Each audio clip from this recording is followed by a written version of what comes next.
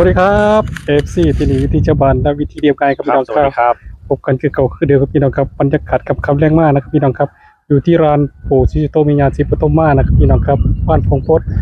ตำบลหนองหางอำเภออุทุมพรพิสัยจังหวัดศรีสะเกษครับพี่น้องครับขับมาเหมือนเดิมนะครับพี่น้องครับก็จะมาตามแนวทางตำเล่าข่าวโค้งนะครับวันจันทร์ที่21เมษายน2568ครับพี่น้องครับมื้อนี้เรามาบริวาร2 คนครับพี่น้องครับว่าพ่อเดือนนะครับสวัสดีครับพ่อเดือนครับ ครับก็ขอสวัสดีเนาะ FC ของช่องที่นี่วิถีชาวบ้าน ครับ วิถีเรียบง่ายทุกท่าน ผม ทุกคนเนาะที่เขารับชมวันนี้ก็ได้มาร้านพ่อปู่ศรีสุโธหรือว่าแม่ย่าศรีปทุมมาอยู่ที่บ้านพงพดตำบลหนองหางอำเภออุทุมพรพิสัย ครับ จังหวัดศรีสะเกษ ครับ ก็หลังจากสงกรานต์เนาะก็เพิ่งมานี่แหละก็จากมาขอโชคขอลาบละหาแนวทางให้พี่น้องให้ FC เนาะผู้ที่ติดตามอยู่ก็อยากให้พี่น้องเฮาหรือว่า FC เฮาได้มีโชคมีชัยได้มีโชคมีลาภในเป็นเราพัฒนาในงวดวันที่21ครับผม วันจันทร์ที่21เมษายน2568นี่ก็เลย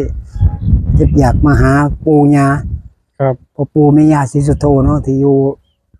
บ้านพงพดก็เลยอยากมาขอโชคลาภตำลาวข้ามโค้ง ครับ เพื่อสิเป็นแนวทางให้ FC ให้พี่น้องเฮาได้ ครับ ลองไปเสี่ยงโชคหรือว่าเพื่อเป็นแนวทางให้เราก็เลยได้มาหอดมาถึงเราก็เลย ครับ ก่อนเขาจะไปขอโชคขอลาบครับ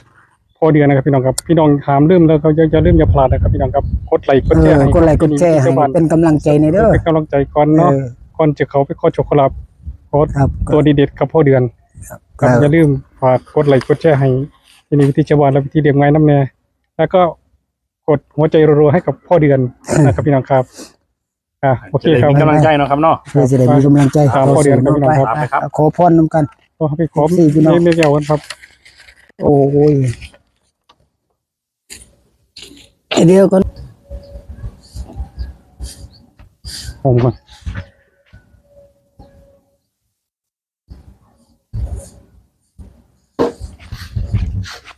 ห่อนเขาน้อยเมียเนาะห่อนเขาค่ะ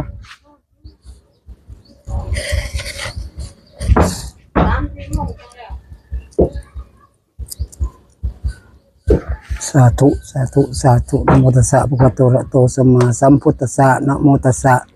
ภะคะวะโตอะระหะโตสัมมาสัมพุทธัสสะนะโมตัสสะภะคะวะโตอะระหะโตสัมมาสัมพุทธัสสะสาธุสาธุสาธุเด้อแม่แก้วที่ปกปักรักษาอยู่ณสถานที่ตรงนี้มื้อนี้ข้าเองก็ขออนุญาตเด้อในเข้ามาในสถานที่อันศักดิ์สิทธิ์แห่งนี้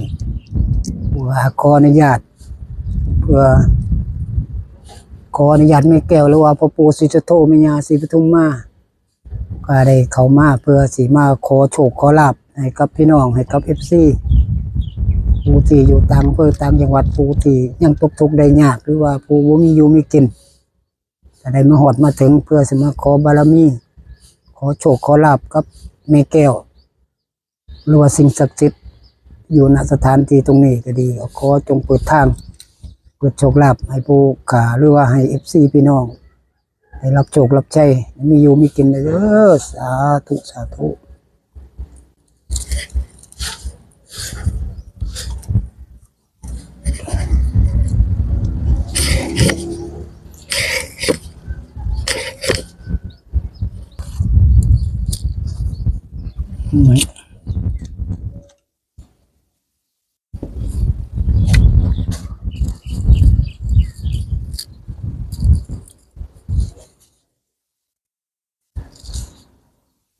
สาธุสาธุสาธุนะโมตัสสะภะคะวะโตอะระหะโตสัมมาสัมพุทธัสสะนะโมตัสสะภะคะวะโตอะระหะโตสัมมาสัมพุทธัสสะนะโมตัสสะภะคะวะโตอะระหะโตสัมมาสัมพุทธัสสะสาธุสาธุสาธุเด้อแม่ย่าศรีปทุมมาหรือว่าพ่อปู่ศรีสุโธสิ่งศักดิ์สิทธิ์ทั้งหลายเรือแม่แก้ว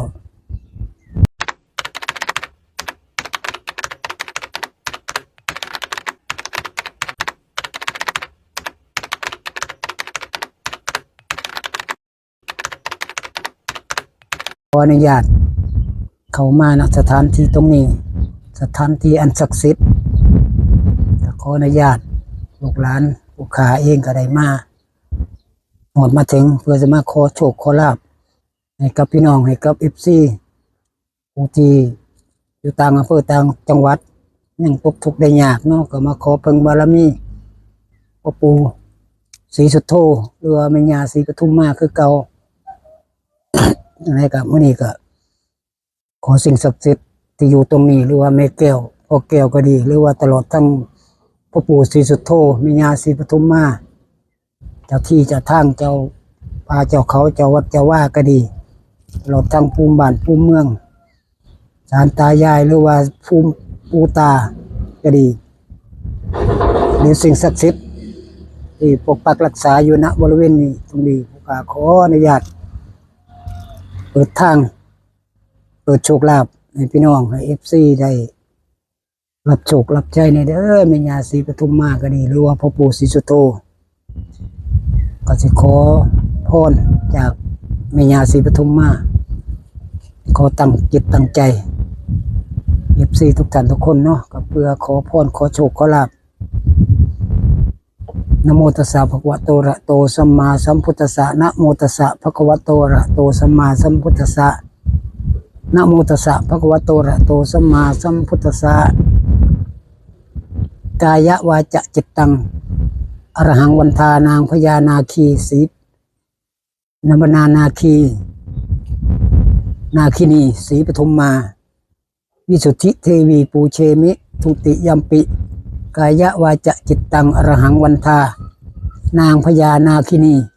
ศรีปทุมมาวิสุทธิเทวีปูเชมิตติยัมปิกายวาจจิตตังอรหังวันทานางพญานาคินีศรีปทุมมาวิสุทธิเทวีปูเชมิเมตตัญจะมหาลาโภปิโยนาคะคันทะปริตสาธุสาธุสาธุเด้อแม่ย่าศรีปทุมมาพ่อปู่ศรีสุโธหรือว่าแม่แก้วสิ่งศักดิ์สิทธิ์ทั้งหลายที่อยู่ในณสถานที่ตรงนี้มื้อนี้ผู้ข้าเองก็ขออนุญาตเจ้าที่เจ้าทางจงดลบันดาลจงเปิดทางโชคลาภให้ผู้ข้าได้ฮู้ให้เห็นในถูกมงคลเล่มนี้เด้อปู่ย่าเอ้ย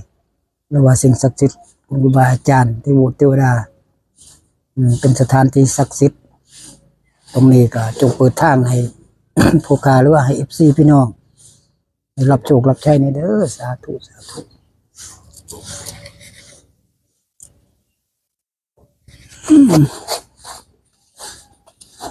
ขอจุดธูปมงคลเนาะ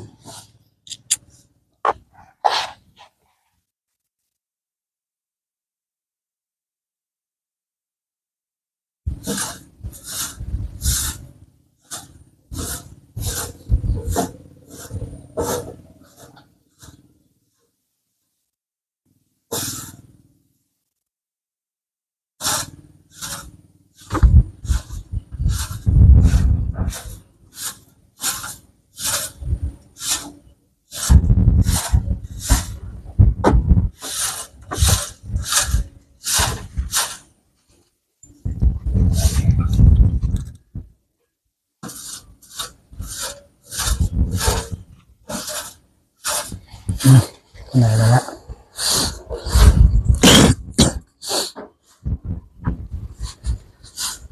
สาธุสาธุสาธุพ่อปู่ศรีสุโธแม่ย่าศรีปทุมมาแม่แก้วหรือว่าสิ่งศักดิ์สิทธิ์เจ้าที่เจ้าทางเนาะเจ้าวัดเจ้าว่าก็ดีภูมิให้ภูมิหน้าภูมิหัวภูมิโซนก็ดีภูมิบ้านภูมิเมืองมื้อนี้ผู้ขายเองขออนุญาตเด้อมาได้เข้ามาณสถานที่ศักดิ์สิทธิ์แห่งนี้เพื่อจะมาขอโชคลาภขอบารมีพ่อปู่ศรีสุโธแม่ย่าศรีปทุมมาหรือแม่แก้วที่ในงวดวันที่ในวันจันทร์ที่21เมษายน2568นี่ก็ขอบารมีพ่อปู่ศรีสุโธหรือว่าแม่ย่าศรีปทุมมาแม่แก้วก็ดีจงเปิดทางเปิดโชคลาภให้ผู้ค้าได้หูได้เห็นในถูกมงคลหรือว่าถูกเสียงโชคเล่มนี้เด้อปู่ย่าเอ้ยสิ่งศักดิ์สิทธิ์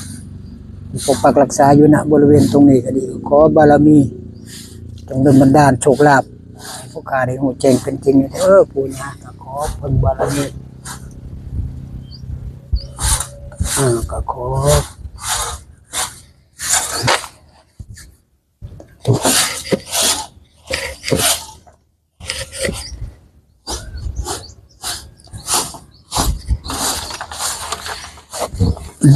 ไปเบิ่ง คุณเดินน้ำรถอีกคน ครับพี่น้องครับก่อนเราจะไปดูทูบเนาะดูตัวเลขเรามาตามความรู้สึกของพ่อเดือนไปจะได้มาจะได้ในมือนี้ มื้อนี้ก็คือมาหาโชค ครับ หาโชคลาภก็คือหาแนวทางให้พี่น้องให้ FC เนาะมันก็หมดได้ก็พลาดไปเต็มหนึงทุกเที่ยว แม่ ทุก นแปลก งวดเนาะก็เลยว่าเลยสิหาวิธี เต็มหนึ่งในตัวเลขของพ่อเดือนเนาะ ทุกเที่ยวเลยเนาะทุก แม่นครับ อันนี้เลยก็มันก็เลยว่าพยายามสิหาแนวทางให้ FC จนได้ล่ะ ก็ได้เนาะ จนได้บ่มื้อนึงก็มื้อนึงล่ะแต่ว่าตอนนี้ก็ได้มาตามตัวเลขหรือว่าแนวทางกับปู่ศรีสุโธแม่ย่าศรีปทุมมา อะไรก็FC ก็จะพึงยาว่ากันเนาะ อย่าว่ากันต่อพี่หรือถึงเนาะเฮาก็ ครับ เป็นเพียงแนวทางให้ เป็นเพียงแนวทางนี้พี่น้องเลย เป็นแนวทางให้พี่น้องเอาลอง ครับ นำไปเสี่ยงโชคเบิ่งเพื่อมันปู่ย่าเพิ่นเมตตาสงสารเนาะ ครับหลัง ทาน จาก พรโชคลาภให้ ผ่านปีใหม่ไทยเฮาไปเรียบร้อยสงกรานต์เนาะ ตรงกันกับผ่านพ้นไปก็เพิ่นก็สิได้ทรงน้ำทรงหยังเพิ่นก็สิเย็นอกเย็นใจแล้วว่า แม่น เนาะได้ ครับ ทรงน้ำเด้พี่น้อง สิ ลูก ได้ ต มอบ ลอดร้าน โช เพิ่น คมอบ ได้ ลาภมอบ มอบสิ่งดีๆให้นั่น สิ่ ล่ะ งดีๆให้ครับ ทำสง FC กรานต์ เนื้อให้ครับ ให้พี่น้องให้ FC ทุกท่านทุกคนที่เขารับชมหรือว่าติดตามทั้งสองช่องเนาะก็คิดว่าวันจันทร์นี่ก็คงสิมีความมั่นใจแน่อยู่ มั่นใจในยศ มั่นใจแน่อ ครั ยู่ บพอเดือนยังไม่ทันได้ถูกตัวเลขถูกเองพอเดือนมั่นใจเลย เมื่อท่านเห็นแต่ว่าก็มีความมั่นใจแน่ นี่ อ ก็ ยู่ มั่นใจเรียบร้อยเนาะ เล็กน้อย คือความมั่นใจนี่มั่นใจทุกทีทุกหมองทุกที่เฮาไปขอเพิ่นเนาะ ผมมั่นใจทุกห แต่ มอง ว่าก็อาจจะมีผ่านมีรุดไป มันก็บางเทื่อมันก็ทำบางเทื่อมันก็เป็นจริงเนาะบางเทื่อมันก็ ครับ ขึ้นเต็มหนึงรูปเต็มหนึงจังซี่นะผม ครับ เองก็จังสิว่าจะได้แต่ว่าก็บ่ ก็หวังว่าให้อยากให้เขาสงวดแล้วเนาะ โอ้ยอยากให้พี่น้องได้อยู่ได้กินเนาะหมด ครับ ทุกข์หมดอันนี้หมดหนี้หมดสินไปนำกันไป ครั ว่า บ ผู้ตกทุกข์ได้ยากผู้ยังลำบากก็ยังมีหลาย พี่น้อง เนาะ ก็โปรดใช้วิจารณญาณในการรับชม เบิ่ เด้ ง อ แล้ว พี่น้อง ครับ เด้อถ้า พี่ พี่ น้ น้ อ อง ง ครับ เห็นตัวเลขที่ว่าผ่านเลื่อนไป เห็นธรรมะพี่น้องก็ตาม ถ้าบ่มักเงินมันอยู่ในถุงของพี่น้อง พี่น้องก็พิจารณาเอา พิจารณาเบิ่ง ครับ ตัดสินใจเอาเองเนาะ ครับผม เฮามักก็ตามบ่มักเฮาก็ผ่านไปถือว่า ครับ เบิ่งเพื่อเป็นแนวทางหรือว่าเพื่อความสนุกสนานไปก็ได้บ่ เพื่อ เป็น เพลิน เพื่อความเพลิดเพลินไปเนาะ ก็เรียกว่า คลายเครียดไปก็ได้เนาะ เพื่อความเพลิน คลายเครียดไป ครับผม มันเป็น เอา ความ ไป เชื่อของส่วนบุคคลเนาะ เขาไปตามตัวเลข มา นะค เบิ่ รับ ง พี่น้องครับเอา ตัวเลขเบิ่งมันเป็นจะได้ ครับพี่น้องครับ ตัวเลขโผล่มาแล้วครับพี่น้องครับซีครับพี่น้องครับแต่ตัวที่สองแต่ว่าตัวเลขมือนี้ชัดเจนสมบูรณ์แห่งพอเดือน ชัดเจนบ่ ผู้ เพิ่น ยา ใจ ละให้แบบ ขาวสะอาดเลยเนาะ ขาวสะอาดเลย บ่ต้องให้ตีปัญหาบ่ต้องให้แป้บ่ต้องให้ เงียน เป็นเมตตาสงสารนะว่าเพราะว่ามันก็ช่วงหลังสงกรานต์แล้วผมถึงบันดาลโชคลาภให้ละมาเนี่ยให้พี่น้องเขาได้แน่เพิ่นว่าที่พลาดมาไล่งวดแล้วก็มันปากกาก็อยาก อาจจะเขาไม่สูนนะเขา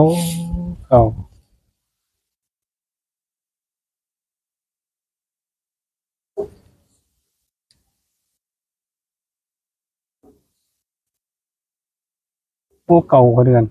เก้าดิเอาสี่ พี่น้องครับ ตัวที่สองเป็นเก้าครับพี่น้องครับเก้าหน้าเก้าหลังอ่ะ เดี๋ยวหน้าเขาหลัง ซีโบออกว่ะซีโบออกเขียนนี่มา ตัวนั้นก็หมดคือกัน เอาบ่มีหยังดอก ตัวนี้ก็พอเย็นอยู่ตัวนี้ ครับพี่น้องครับหล่นตัวที่สามไปด้วยกัน ตัวที่สองเก่าครับพี่น้องงามยัง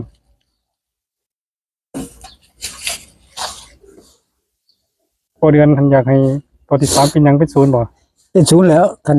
เป็นไปได้เด้ศูนย์ เป็นไปได้พอเดือน ถ้าศูนย์นี่ก็คือ โอ้ เขาเป่าเนาะ จัดหนักเลยแล้วคันเป็น โอ้ ศูนย์ โหจัดนะพอเดือนเราก็ จัดหนัก นะ เลยคันเป็นศูนย์ไหน อืม ปู่ย่าหลังจากปีใหม่ไปเราฝนตกมาได้รับน้ำนั้นได้รับความชุ่มเย็น ชุ่มเย็นดิ แล้วก็สิมีความ เย็นอกเย็นใจเนาะ ดีอกดีใจ สงสารดีอกดี ขอ ใจ ประทานโชคลาภให้กับ FC ให้ครับเอาเนาะพอเดือนเนาะ แม่นให้พี่น้องเฮาได้รับโชครับชัยในเพราะว่า ครับ กระสงกรานต์แล้วปีใหม่ไทยก็ผ่านพ้นไปแล้ว เคยมีแต่สิ่งดีๆเนาะพวกเหมือนความฝันพอเดือนฝันนั่นแหละ มันว่าจังไดเนี่ย เพิ่นว่าต่อจากนี้ไปเพิ่นว่าเฮ็ดสิ่งใดก็สมความตั้งอกตั้งใจเพิ่นว่านะ เลยยังคิดเห็นอยู่ยังมนในใจอยู่ยังคิดว่าสิได้อยู่ ครับ จะได้ก็ต้องลองเบิ่งอีกโดนจักยกหนึงคันมวยก็ยกหนึงล่ะตัวที่สาม ครับ รอ พี่น้องครับ ลุ้น ลุ้นตัวที่ พี่น้อง 3ไป เด้อ ด้วยกันครับพี่น้องครับ เนี่ยน้ำใส่นี่เพราะมันเขียนออก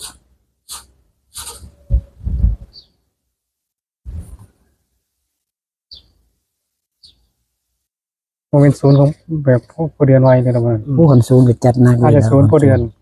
ไม่ศูนย์ก็เก้า ก็เก้าเลขเลย เนี่ยหวังแล้วหวังแล้ว คนจะได้กับโค พอเดือน ศูนย์เด้อคันศูนย์นี่ก็โอ้ พอศูนย์แสดงว่าปู่แกให้แล้วเนาะ ปูแกให้เต็มเลยแล้วคันเป็นศูนย์เลย มีสิทธิ์ มีสิทธิ์เป็นศูนย์นะเป็นลีกอื่นบ่ได้ดอกแบบนี้ ถ้าบ่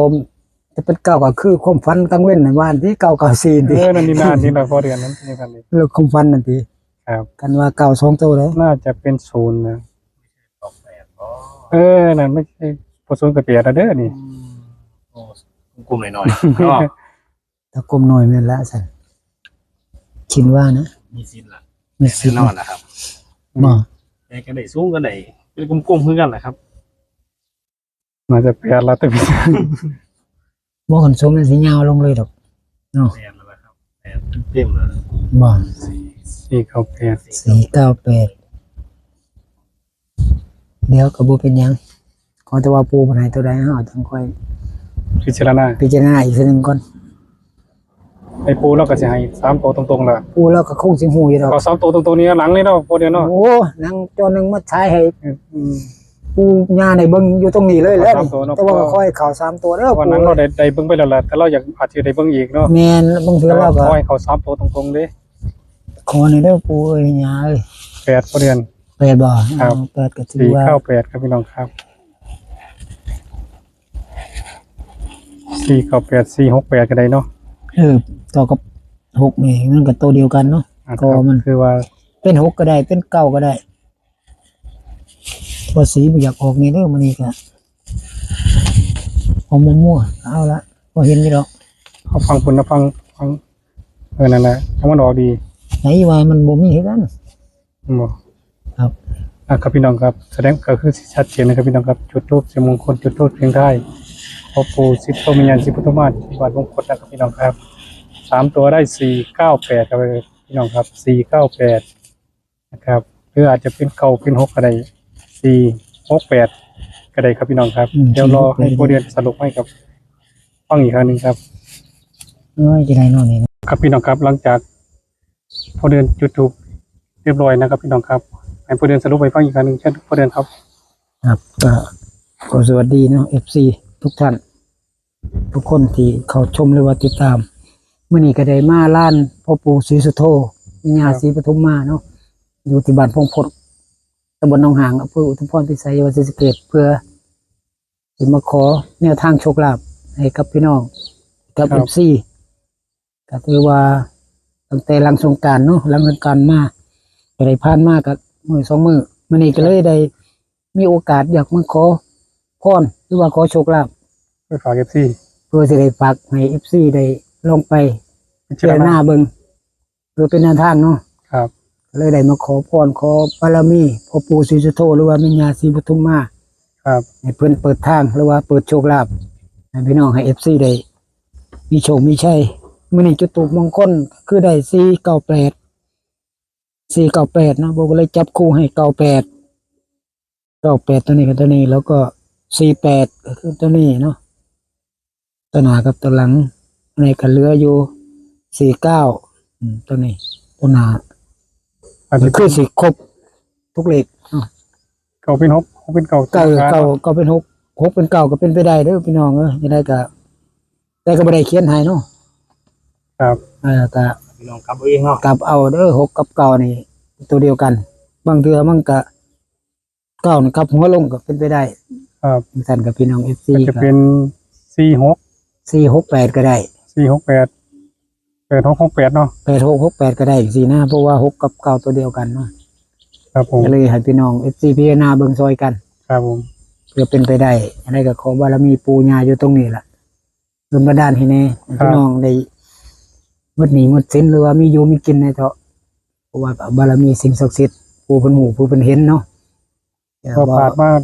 หมด2งวดเนาะ ผ่านมาก็หลายงวดแล้วพี่น้องก็หมดไปหลายคือกัน พี่น้องก็เริ่มจมนะ จมแล้วเนาะ